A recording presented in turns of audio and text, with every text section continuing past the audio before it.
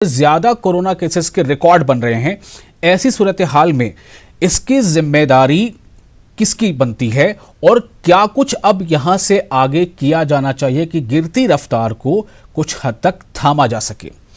इस खास मौजू पर बात करने के लिए हमारे साथ दो खास मेहमान होंगे। सैयद यासिर जिलानी जो तर्जुमान है बीजेपी के, वो हमारे साथ होंगे, और तहसीन पूनावाला होंगे जो सियासी तजिया निगार हैं। तहसीन पूनावाला साहब का मैं खैर मकदम करके पहला सवाल आपसे करना चाहूँगा कि ये जो मईशत की हालत अभी हो गई है, इसके लिए आप सबसे पहले तो अपना एक रिएक्शन आप दें हमें कि आप इसे कैसे देखते हैं। उसके बाद हम बेशक इस पर सवाल करेंगे कि क्या फैक्टर्स ऐसे हैं जो इसके लिए जिम्मेदार हैं। की इकोनॉमी है, ये शायद विश्व में फंडामेंटली सबसे कमजोर है। आपने आपके इंट्रोडक्शन में बिल्कुल सही कहा कि इसकी वजह सिर्फ कोविड नहीं है। आपको मैं एक आंकड़ा देता हूं, 1996 से क्वार्टरली जीडीपी फिगर्स देने हमने शुरू किए और 1996 से लेकर आज तक 2020 ये जो 31 अगस्त को फिगर्स आए, ये इस मुल्क का सबसे खराब फिगर्स था। लेकिन इसके पहले वाले क्वार्टर में भी हम 3.1% जीडीपी ग्रोथ, हमने 3.1% ग्रोथ पर जीडीपी ग्रोथ को मुल्क को हमने नीचे किया था 3.1%। मैं सिर्फ आपको खबर देना चाह रहा था और हमारे नाज़रीन को भी कि यासिर जिलानी भी हमारे साथ जुड़ चुके हैं, और आप पहले अपनी बात पूरी कर लें, फिर मैं उनसे ये सवाल करूंगा। जी तहसीन पूनावाला। जी, तो जैसे मैं बता रहा था कि जब से हमने 1996 से क्वार्टरली फिगर्स शुरू किए, ये इस मुल्क के इतिहास में सबसे खराब फिगर्स है, सबसे खराब आंकड़े। आपको दो आंकड़ों पर गौर फरमाना होगा। ये आंकड़े जो मैं दे रहा हूं, ये आरबीआई के आंकड़े हैं और ये कोविड के पहले के आंकड़े हैं। जो हमारी मैन्युफैक्चरिंग यूनिट्स थी, इनका प्रोडक्शन 60% पर चला गया था। मैं कोविड के पहले की बात कर रहा था, यानी कि हमारे मुल्क में कंजम्पशन बिल्कुल नहीं था कोविड के पहले, इसलिए 3.1% पे जीडीपी ग्रोथ गिर गया था। इसके लिए कौन जिम्मेदार है? दूसरा आंकड़ा जो मैं दे रहा हूं, जो लोन डिस्पर्समेंट हो रहा है, जो लोन अवेलमेंट, क्रेडिट जो लेना चाहते लोग, वो हिस्टोरिकल लो 40 साल के हिस्टोरिकल लो पे पहुंच गया था। तीसरा आंकड़ा अनएम्प्लॉयमेंट, मैं न्यूज़ 18 की रिपोर्ट पढ़ रहा हूं, 45 इयर्स के हाई पे, 45 इयर्स के हाई पे अनएम्प्लॉयमेंट। और चौथा, ये सब कोविड के पहले, और चौथा आंकड़ा जो हमारी इकोनॉमी है, ये पहली बार 40 साल में श्रिंक हुई है। यानी कि अगर आपके पास 1 लाख रुपया था, आज आपके पास 80,000 रुपए है। ये सब कोविड के पहले की मैं बात कर रहा हूं। कोविड में और नुकसान हुआ है। और मैं और एक आंकड़ा ये कोविड के पहले का क्या हालात है जो आपने बयान किया। मैं जरा एक फर्स्ट रिएक्शन ले लेता हूं यासिर जिलानी से। यासिर, मईशत की जो रफ्तार है वो सब इससे बखूबी वाकिफ हैं कि कितना वो स्लो पड़ गया है। सवाल यहां पर यह है कि इसके लिए जिम्मेदारी कहां पर इसको फिक्स की जाए। क्या सिर्फ और सिर्फ एक्ट ऑफ गॉड का एक फ्रेज यूज करने से इससे जिम्मेदारी से हम बच सकते हैं, या फिर इसके कुछ और भी फैक्टर्स हैं? पहला आपका रिएक्शन इस गिरती मईशत पर यासिर। देखिए इस पे किसी तरह के किसी एक फ्रेज और एक वर्ड्स पे या एक सेंटेंस के साथ हम अपनी अर्थव्यवस्था को ना तो डिफाइन कर सकते हैं, ना हम उससे लोगों तक मैसेज दे पाएंगे। ऑफ कोर्स जो हमारी जीडीपी है वो गिरी है, लेकिन जो ग्रॉस डोमेस्टिक प्रोडक्ट है उसको समझने की जरूरत है कि क्या आम जनमानस से इसका क्या रिलेशन है। देखिए, कुछ आंकड़ों के जादूगर जो विपक्ष के लोग हैं, वो जनमानस के सामने जीडीपी को इस तरीके से पेश कर रहे हैं कि आप और हमसे जो हमें देख रहे हैं, सुन रहे हैं, जो लोग, जो आम जन है, उससे डायरेक्ट इसका रिलेशन है। ये अगर हम बारीकी से लोगों को समझाएं कि हमारी जो सकल उत्पाद क्षमता है, जो तिमाही हमारी, अभी हमारे मित्र जो हैं उन्होंने बताया कि 96 से हमने इसके आंकड़े को पेश करने की शुरुआत करी और हम हर 3 महीने के बाद अपनी जीडीपी को सामने लाते हैं लोगों के सामने।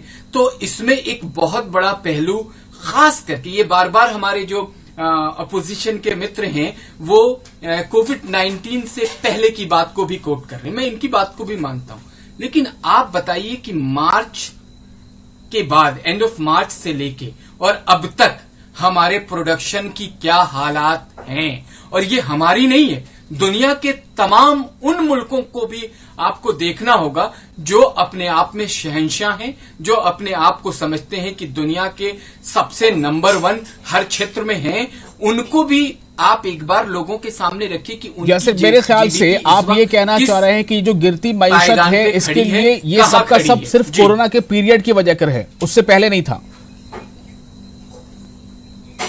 मैं नहीं, उससे पहले भी देखिए, ऐसा तो नहीं है कि हमें जब मुल्क भारतीय जनता पार्टी की सरकार यानी वजीर आजम नरेंद्र मोदी ने जब 2014 में संभाला था तो उनको बिल्कुल एक तरीके से सब कुछ बेहद शानदार मिल गया था।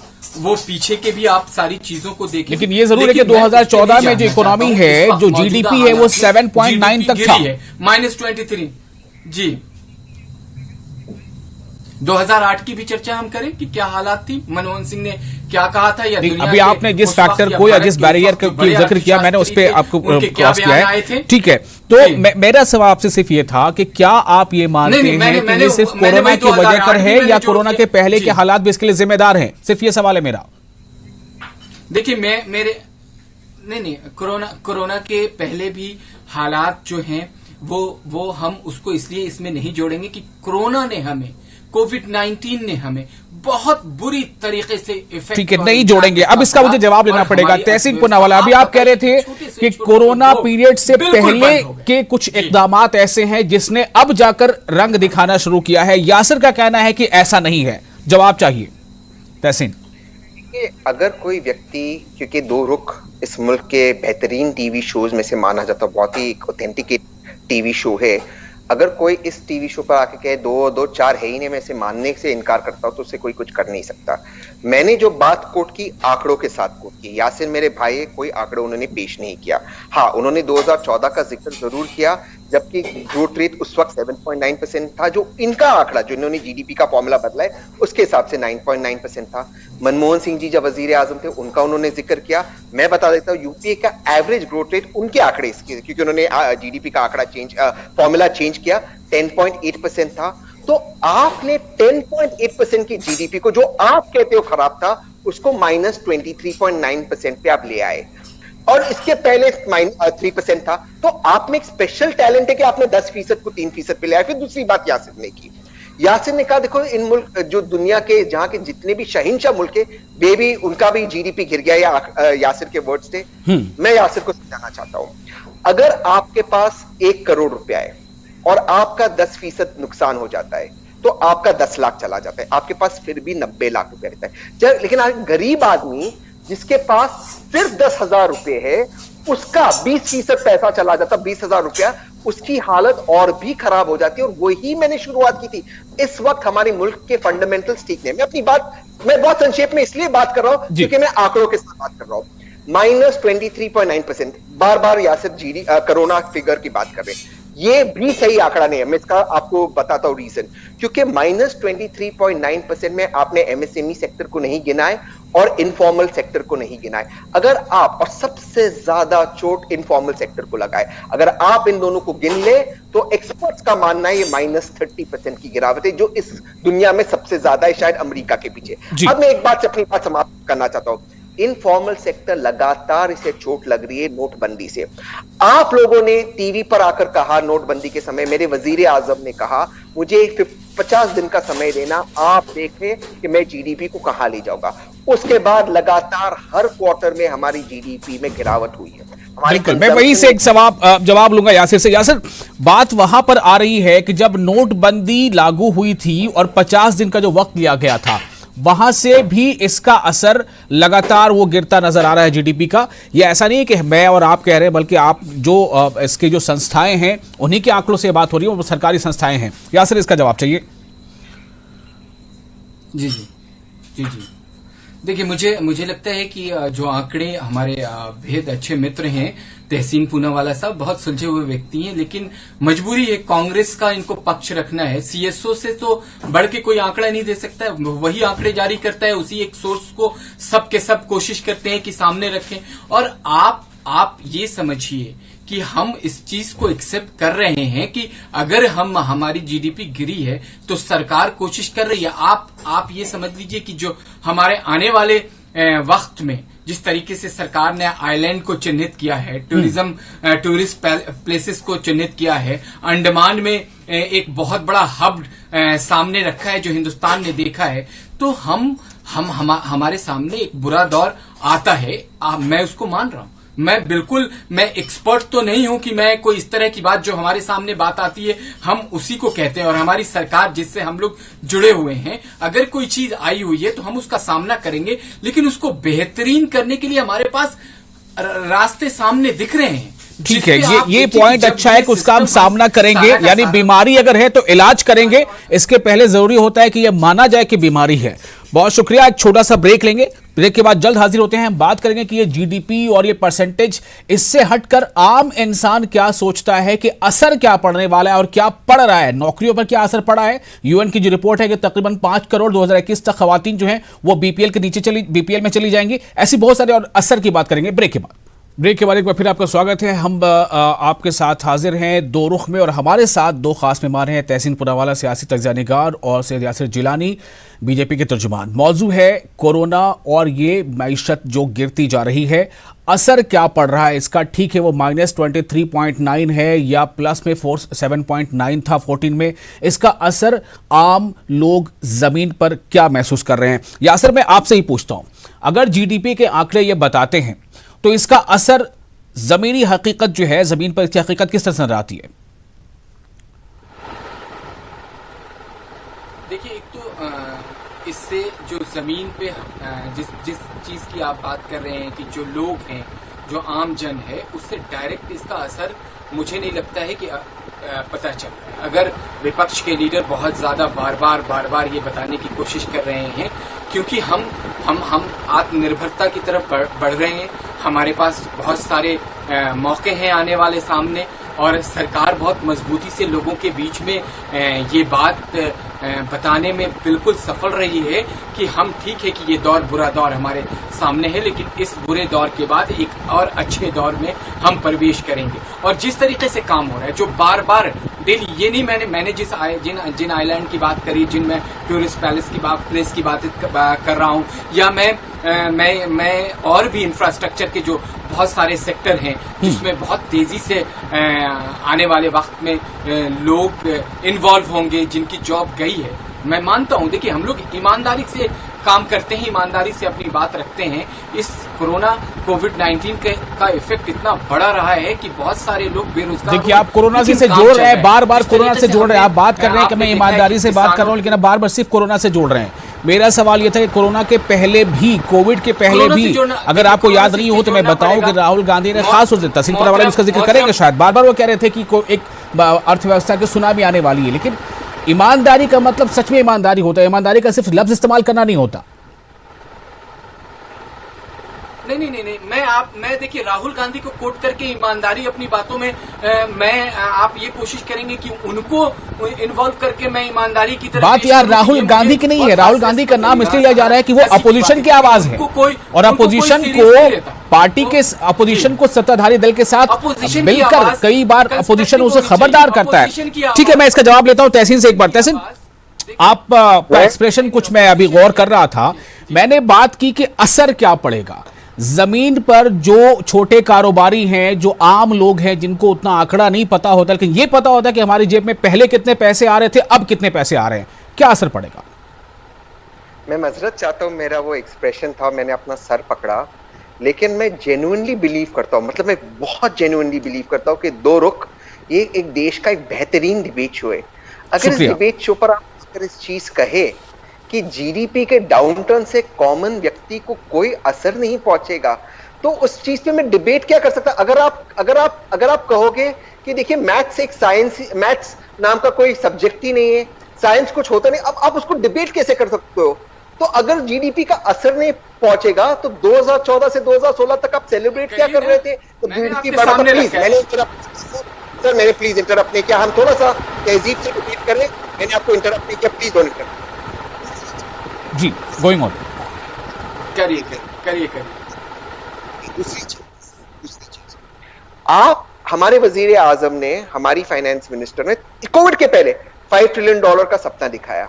उसके लिए जीडीपी ग्रोथ कितना होगा, कंपाउंडिंग, उस पर उन्होंने कैलकुलेशन किया पार्लियामेंट में। अगर जीडीपी का कोई असर नहीं होता तो ये सारे सपने क्यों दिखा रहे थे? क्या मैं कहूं मुंगेरी लाल के हसीन सपने थे? मैं पॉलिटिकल डिबेट में आता हूं, मैं पॉलिटिकल एक बात करते फिर इकोनॉमिक समझाता हूं। मार्च 17 को देश के फाइनेंस मिनिस्टर अनुराग ठाकुर कहते हैं, न्यूज 18 से पढ़ रहा हूं, कोविड का इस मुल्क के इकोनॉमी पे कोई असर नहीं होगा। देश के फाइनेंस मिनिस्टर ने कहा, आप मुझे करेक्ट कीजिए अगर मैं गलत हूं।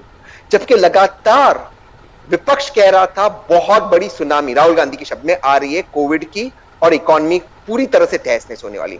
ये आपकी सीरियसनेस थी। मार्च 15 को देश के हेल्थ मिनिस्टर और स्वास्थ्य मंत्रालय कहते कोविड का इस मुल्क पे कोई असर नहीं होगा, जबकि इसे पैंडेमिक डिक्लेयर किया गया था। हम उन मुद्दों से हटते, हम आते एक्चुअल में क्या असर होगा। मैंने आपको बताया कोविड के पहले हमारा मैन्युफैक्चरिंग कैपेसिटी 60% होगी। जब मैन्युफैक्चरिंग कैपेसिटी कम हो जाती है, मेरी फैक्ट्री अगर मैं मैन्युफैक्चरिंग कर नहीं रहा हूं क्योंकि कंजम्पशन नहीं है, मैं लोगों को काम से निकालूंगा। इसलिए मैंने आपको दूसरा आंकड़ा दिया, 40 साल में सबसे ज्यादा बेरोजगारी होगी।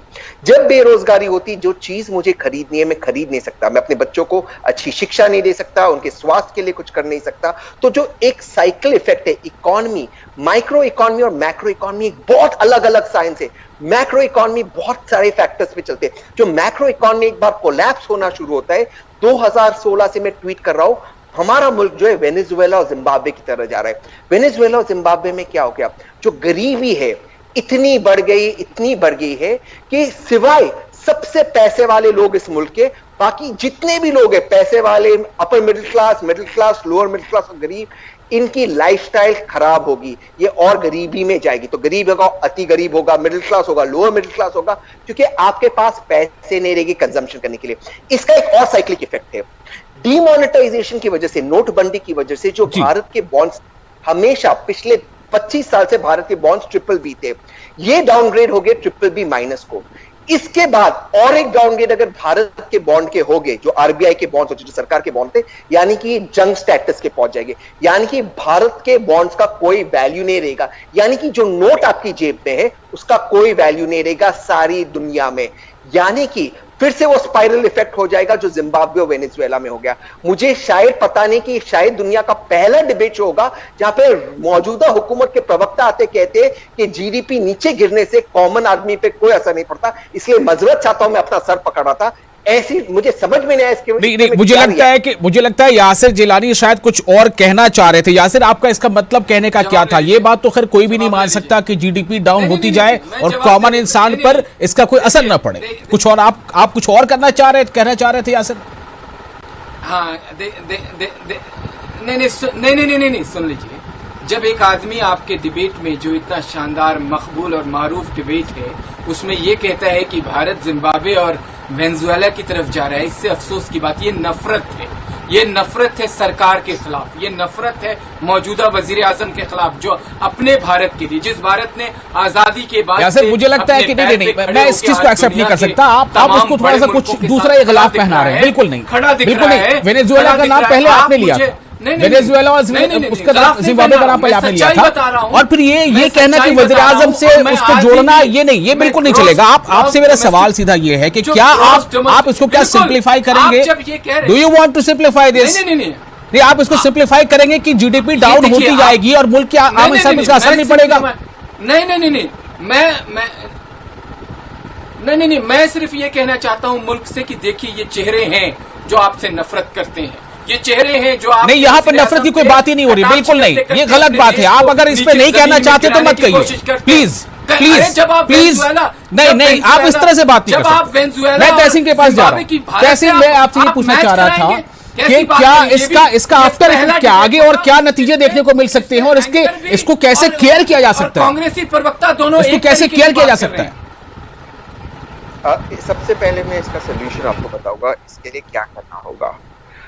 दो चीज बेहद जरूरी है। हमारी इकोनॉमी कभी भी पिछले 70 साल में एक्सपोर्ट ड्रिवन इकोनॉमी नहीं थी, कंजम्पशन बेस्ड इकोनॉमी थी। कंजम्पशन बेस्ड इकोनॉमी यानी कि यासिर भाई कुछ खरीदते, आप खरीदते, क्योंकि 130 करोड़ की आबादी है हमारे मुल्क में, तो एक कंजम्पशन ड्रिवन इकोनॉमी है। हमें गरीबों के हाथ में पैसे देने होंगे ताकि वो जाए और वो कंजम्पशन शुरू करे।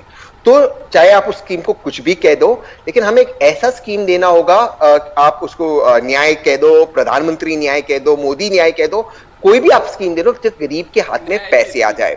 इसमें एक प्रॉब्लम है कि आरबीआई ज्यादा नोट प्रिंट नहीं कर सकता इस वक्त, क्योंकि नोट प्रिंटिंग करेगा तो जो मैं पहले बता रहा था, हम वापस कर सकेंगे तो हम दूसरी चीज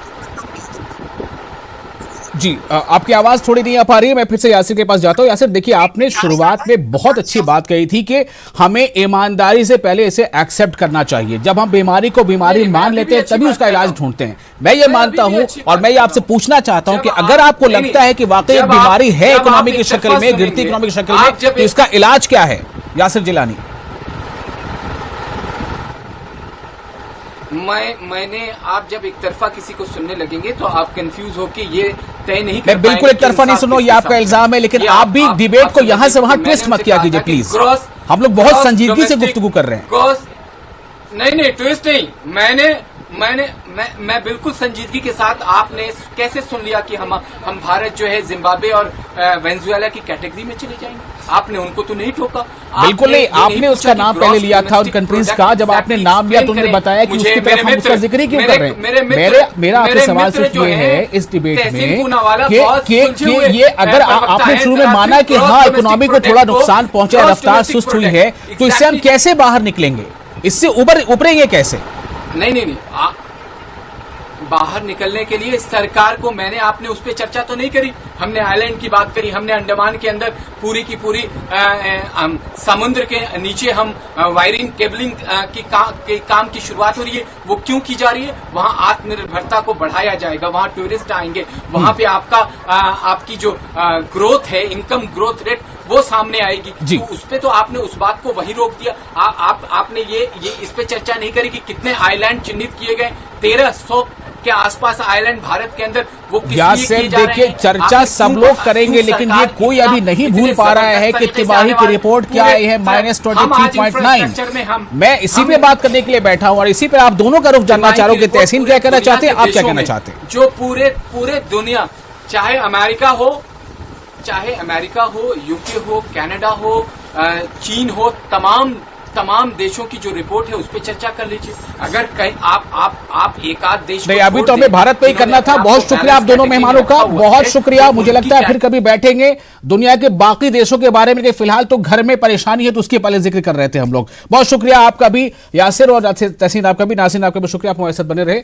आप बने उर्दू के साथ मुझे इजाजत।